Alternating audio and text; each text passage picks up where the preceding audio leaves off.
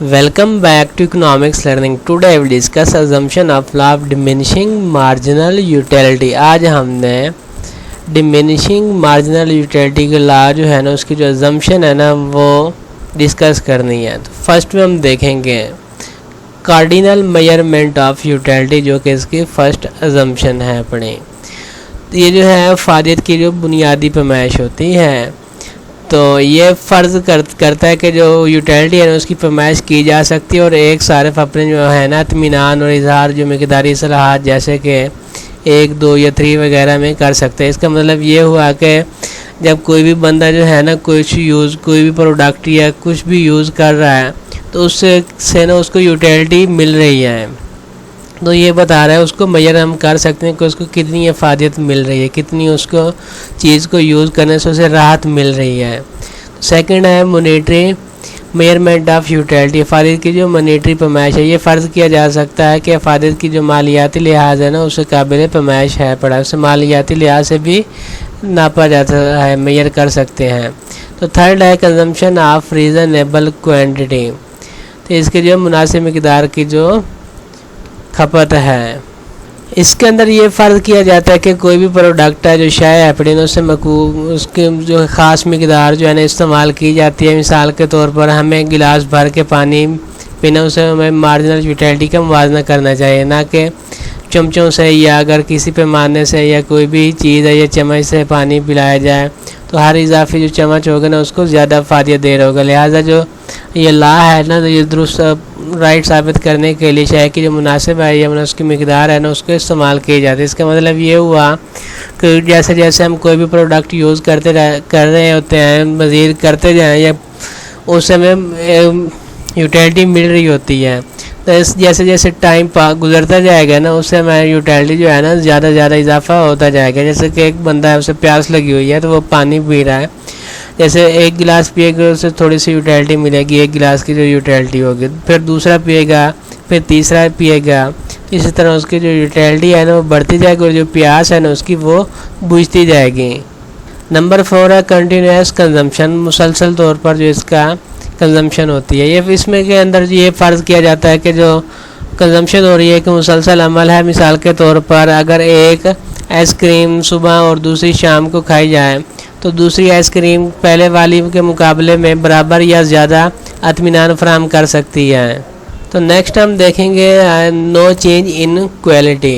जो क्वालिटी है ना जो इसका मेयार है ना उसमें कोई चेंजेस नहीं आए.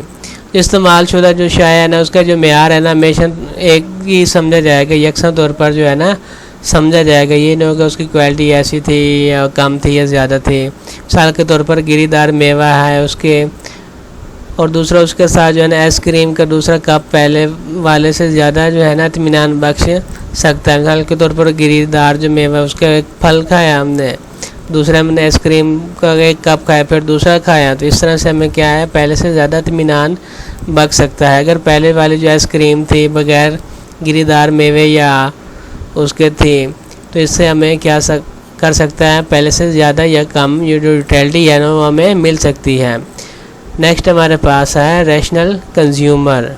कंज्यूमर जो है ना उसको रैशनल तौर पे समझा जाता है जो मुख्तलिफ जो प्रोडक्ट होते हैं जो उसकी यूटिलिटी होती है उसको मेजर करता है, हिसाब और मुआवजा करता है और इसका जो मकसद होता है ना मजमूई जो इत्मीनान होता है उसको ज़्यादा से ज़्यादा करता है.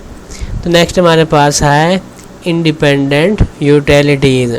आज़ादाना तौर पर जो यूटिलिटी होती है इसके अंदर ये फ़र्ज़ किया जाता है कि जो कंज्यूमर है जो सारिफ है उसका जो ज़रिया इस्तेमाल होने वाले जो तमाम गुड्स हैं ना वो आज़ाद हैं पड़े. इसका मतलब ये है कि एक शय की जो मार्जिनल यूटिलिटी है ना दूसरी शय के मार्जिनल यूटिलिटी से कोई तल्लुक़ नहीं है. मज़ीद ये कि ये भी फ़र्ज़ किया जाता है कि एक शख्स की जो यूटिलिटी है ना दूसरे किसी शख्स की जो यूटिलिटी होगी ना अफादियत होगी ना उससे मुतासिर नहीं कर सकती. इसके अंदर यही बताया गया कि एक प्रोडक्ट की यूटिलिटी दूसरी प्रोडक्ट के यूटिलिटी से डिफरेंट होती है. हर जो प्रोडक्ट होगी ना उसकी अपनी यूटिलिटी होगी और जो हर बंदा उसकी अपनी यूटिलिटी होगी, उसकी अपनी ख्वाहिश विश होगी, वो अपनी वांट्स रखता है. इस तरह से वो एक दूसरे को इफेक्ट या डिपेंड नहीं कर सकते हैं. नेक्स्ट है MU marginal utility of money remains constant. जो रकम का मार्जिनल यूटिलिटी है वो हमेशा मुस्तकिल रहता है. जैसा कि आप जो कंज्यूमर है शय पर पैसे खर्च करते हैं तो इसके पास दूसरी अशिया पर खर्च करने کے لیے کم رقم رہ جاتی ہے۔ اس عمل میں بقیہ جو رقم ہوگی نا، جو پیسے ہوں گے، صارف کو زیادہ مہنگی ہو جاتی ہے، اور اس سے یہ ہوگا جو صارف ہے نا اس کے لیے جو رقم ہوگی نا، جو پیسے ہوگے نا، اس کا جو مارجنل یوٹیلٹی ہے نا وہ بڑھ جاتا ہے۔ لیکن جو رقم ہوگی نا اس کا جو ایم یو ہوگا نا، مارجنل یوٹیلٹی ہوگی نا، اس میں اس طرح کے اضافے کو نظر انداز کیا جاتا ہے چونکہ کسی شے کی مارجنل یوٹیلٹی کو مانیٹری کے لحاظ سے ناپا جانا ہوتا ہے، اس لیے یہ فرض کیا جاتا ہے کہ جو رقم ہے نا اس کا مارجنل یوٹیلٹی مستقل ہی رہتا ہے۔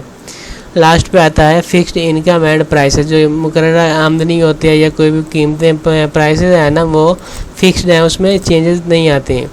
یہ فرض کیا جاتا ہے کہ صارف کی جو آمدنی ہے اور اشیاء ہیں اس کی جو قیمتیں ہیں پرندہ جو صارف خریدنا چاہتا ہے وہ مستقل رہتی ہیں۔ تو یہ تھا آج کا ہمارا لیسن۔ Thank you.